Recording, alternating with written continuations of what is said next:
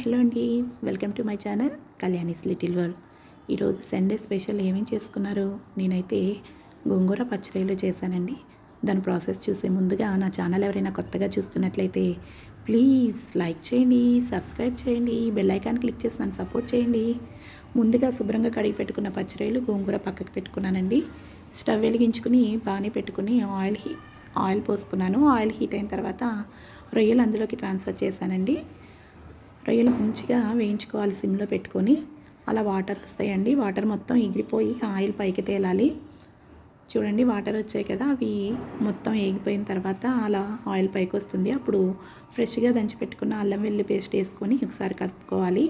అది వేగిపోయిందండి. ఇప్పుడు కొంచెం పసుపు యాడ్ చేస్తున్నాను. పసుపు వేసి కొంచెం వేయించుకొని వేగిపోయాయి కదండి. ఇప్పుడు పచ్చిమిర్చి ఆనియన్ ముక్కలు యాడ్ చేస్తున్నానండి.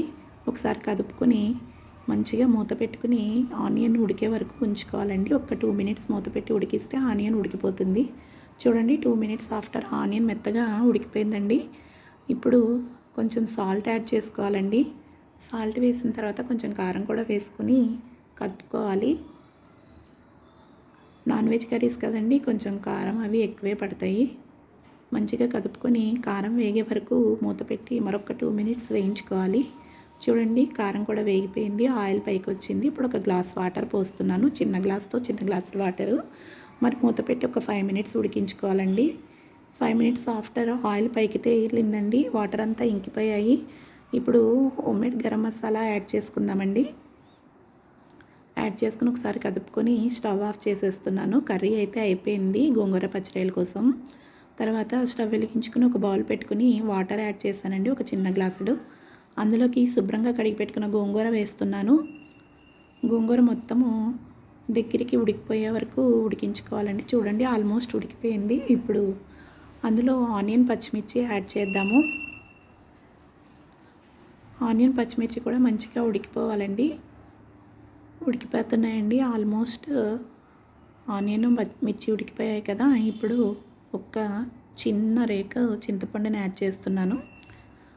కొంచెం పసుపు యాడ్ చేస్తున్నానండి. కదుపుకొని కొంచెం కారం యాడ్ చేసుకోవాలి. కాస్త సాల్ట్ కూడా యాడ్ చేద్దామండి. నాన్ వెజ్ కర్రీలు కదా, అందులోనూ గోంగూర రొయ్యలంటే కాస్త కారం ఎక్కువే పడుతుందండి.